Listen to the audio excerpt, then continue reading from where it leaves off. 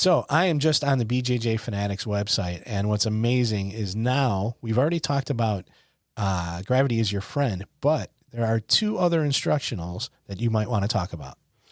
Recently, I had the opportunity to work with BJJ Fanatics guy, and now we have 3 instructionals out there. We have Escapes Engineered for guys over 40. If you're 40 or more, hey, dig into it. Gravity's Your Friend, sit-up sweeps. Been there for some time and is really, really getting a lot of attention.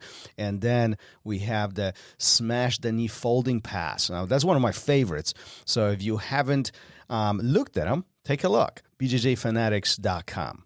Hey, I'm wondering, do you have a place where we could go to ask all those questions that always come up in jiu-jitsu? You are lucky. You are very, very lucky.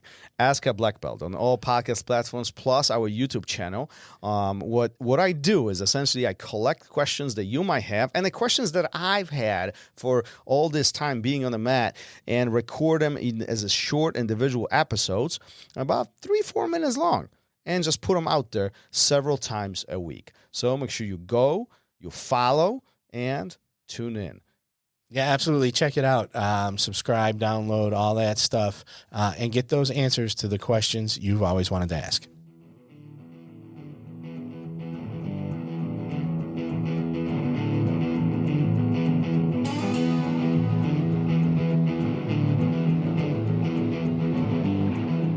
Welcome to Raw Radio.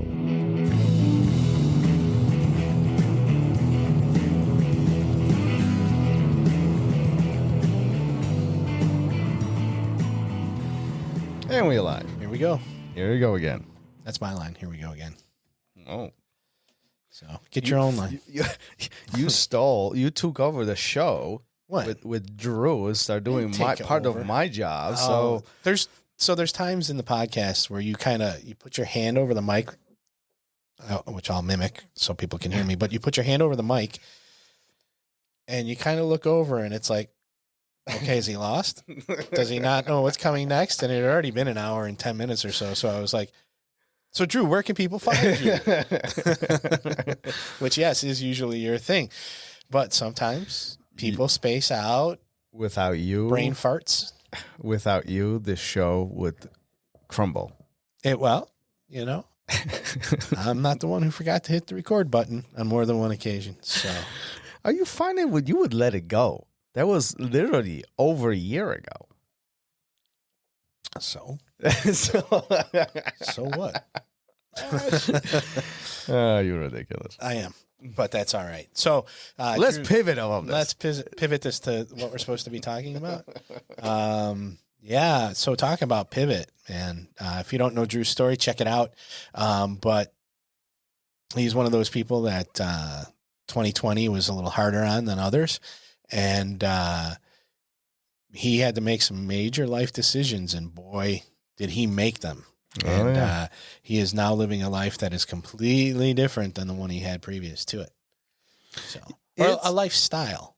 I'll say it that way because he's still with his family. He's got his kids, his wife, but his lifestyle certainly has changed. Yeah.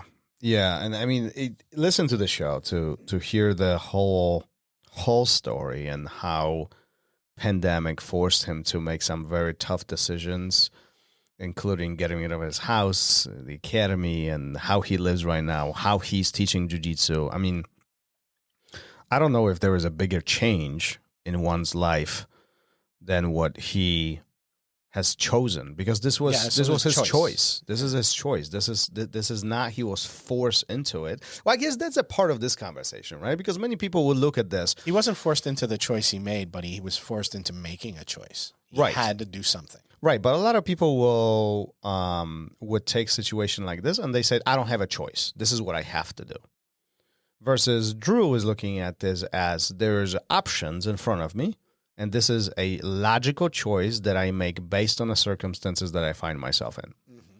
Yeah, right? I think that's that. And when you listen to the episode and you hear, I think how he looks at life and things, you'll understand why that was his take on it. Why instead of saying, I don't have a choice, he had, okay, I have choices and I'm going to make the best one And he gives a lot of credit to his So wife. how do you look that. at life like from that perspective? Do you say I don't have a choice and I'm forced into this position, or I do have choices, but this is the choice that I'm making?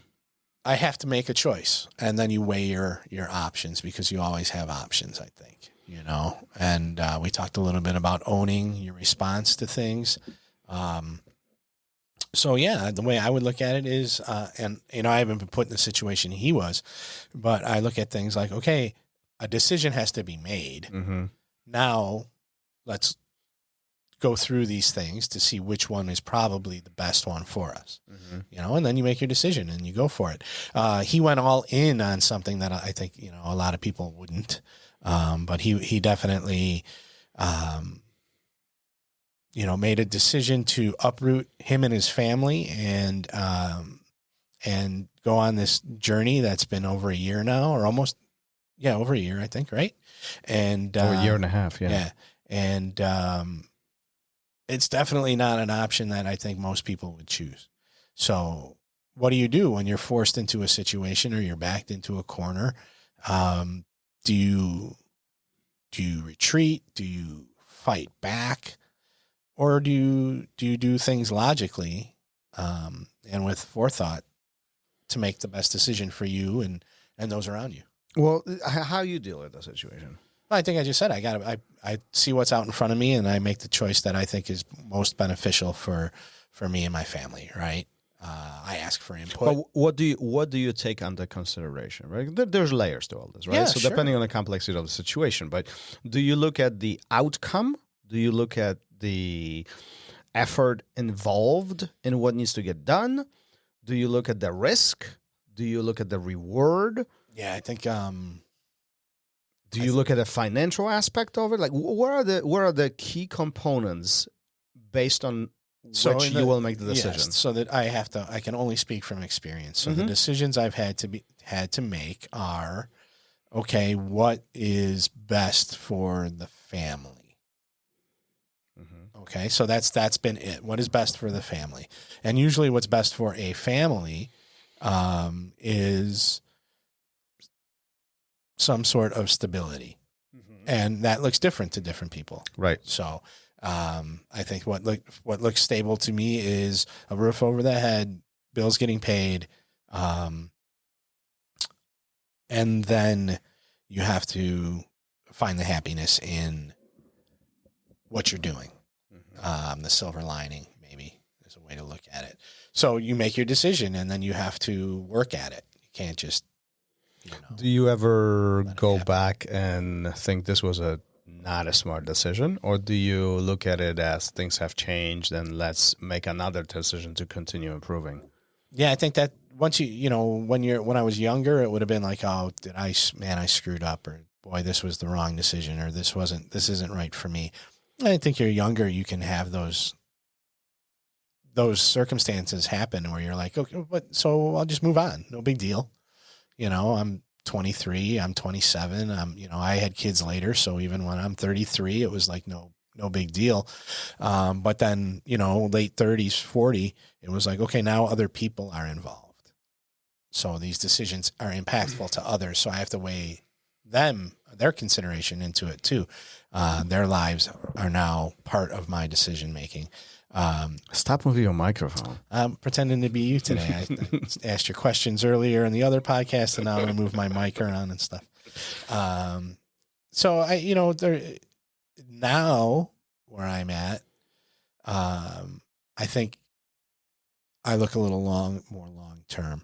And also happiness has got a lot to do with it, because, it's like one of those things where if you're not taking care of yourself, how can you take care of those around you?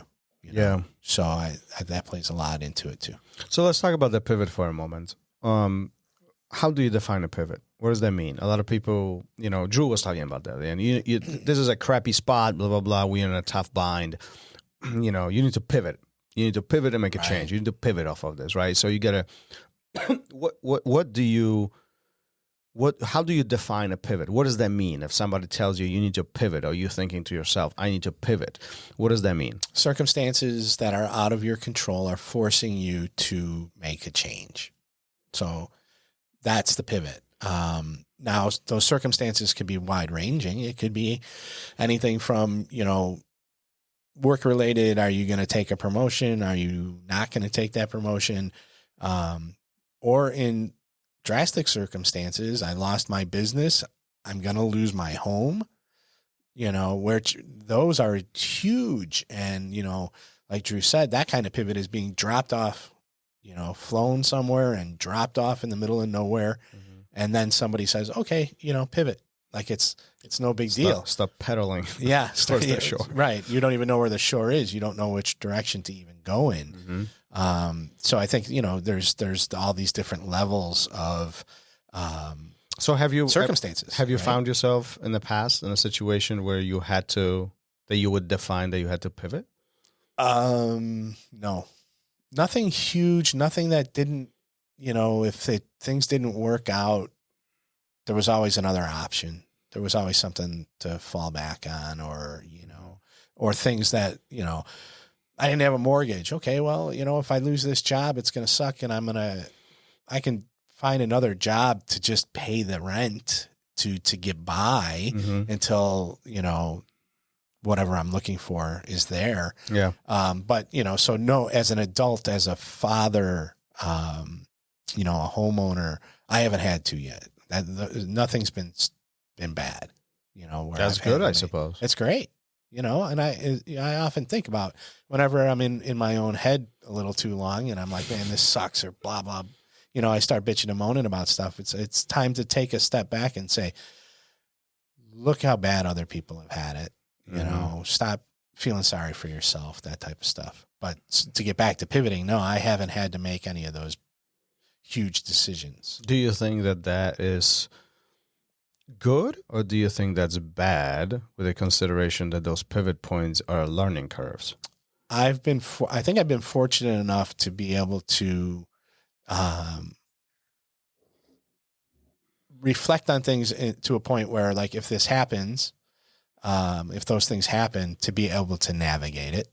I think I've been given the tools, whether it's how I was brought up, or tools that I found on my own, or, bring it to the mat, the how jujitsu helps you figure out life's problems. If you can struggle and grind through that, you can do a lot of things that you didn't know you were capable of. So I think I would be okay, short of losing those people that are so close to me, my kids and Margaret. Short of that, I think that, I could probably get through just about anything. I don't want to even think about that other stuff. So, I lose my job, I'll get another one. I lose, don't take that into consideration. But if I was about to say, I'll figure it out. Those are the things those things I honestly think that people put too much, they don't believe in themselves enough to say, when something like that happens, all right, I can move on from this. I can figure something else out. I don't want to use that cliche, pull yourself up by your bootstraps. I think that's bullshit. I never heard that before. You've never heard that No. before? Yeah. And it's also, people use it wrong. So we won't get into that. I'll talk to you about it later, but, it's impossible to pull yourself up by your bootstraps. But you can navigate these things. You can do it. You can find it within yourself. Now, that being said, I had a loving parent. I had good teachers. I had good relationships. I had a starting off point that a lot of people don't have. So I only look at myself when I say those things. Yeah. I don't project that onto anybody else, because I haven't walked in their shoes, and the things that they've been through leading up to whatever this pivot that they have to make has been so different than me, and could have been so much worse, that they haven't developed the tools yet to get through it. Do you think every situation could have, or does every situation have the pivot point in which you can change the direction, or there are some situations that you just can't pivot off of? I think that every situation has one. Everything is with everything that the situation may be out of your control. The things happening around you are out of your control. but you can, and we've talked about this a lot, you can control how you respond to it. And I think that is your pivot. How am I going to respond to this? What am I going to do going forward? Or doing nothing at all, just sitting at home and, you don't make any decision.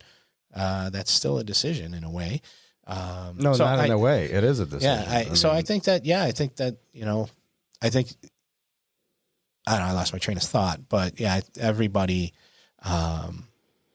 is capable of it at some point once they're given the tools to do it. Yeah. Yeah, no, I agree. Look at you guys. This episode was brought to you by Gary Pond and his wisdom. Yeah. Don't listen to a thing I say. Find it out for yourself. But I do think that, I think the big message behind this conversation and episode with Drew is the fact that every situation, despite of how severe it is, really has a point of decision. Mm-hmm. Every situation has a point of decision. And us acknowledging the fact of what the situation is, because a lot of people will ignore. Yeah. A lot of people will say, there's nothing I can do. They throw their hands up in the air and, whatever. They do whatever they do. Yeah, they lose things. They lose things. They move on. They go into, anxiety, panic, and all the other things. And I know those are hard positions to be in, but every situation has a point of decision that we can always, and not making a decision is still a decision. Ignoring a situation is still a decision, right? So I think it is important to think about it from that perspective. There is always a point in which we can make a decision to better our response, or I suppose we can always ignore it and be making that decision as well. Right. Right. But then you have the third choice of making it worse. Well, making it worse, right. And I think most people know when they're making things worse. I think it. You're aware of it. I think a big point in my mind, I guess I'm reflecting on it at this point, I think often we don't want to take responsibility for the situation. We say, this is out of my control. There's nothing I can do. Mm-hmm. And we're done. Instead of saying, this is out of my control, it's still my problem. Yeah. I'm still in the middle of this. Yeah. How are we going to fix it? What are we going to do? This sucks. This will suck for a very long time. Still, how am I going to respond to it? What is my next step? Where am I going to take this from this point forward? A lot of people don't do that. I think it's because it's hard. That's this big. It's looming. That's a huge thing to have to deal with when it's a major life-changing event, and it's easier to make the other decision of just doing nothing and letting things kind of fall into place. So, if you have not a chance to listen to Drew's episode, please do. Tune in and figure it out, or listen to a great story of somebody who not only lost their job, lost the academy, lost their house, and pivoted this whole thing as a decision to live on a road, to have a productive life. And so he claims that now he's happier than he's ever been. Yeah. And he didn't stop working, though. He didn't stop working. This is not going homeless. Yeah. He actually is, based on what he's saying, that he's happier and more successful being on the road, living in a trailer, and doing jiu-jitsu. How he does jiu-jitsu? Well, you got to tune in. Check it out. Drew's got a great, inspiring story. Anybody who thinks that they've had it rough over the past couple of years, he has too. So maybe you can find some inspiration in it. Later, Gary. All right. Peace. Later. Thank you for listening to Raw Radio. If you enjoyed the show, don't forget to leave us a review and help us make the show even more amazing. For future episodes, check out our website and follow us on all major podcast platforms. Take care.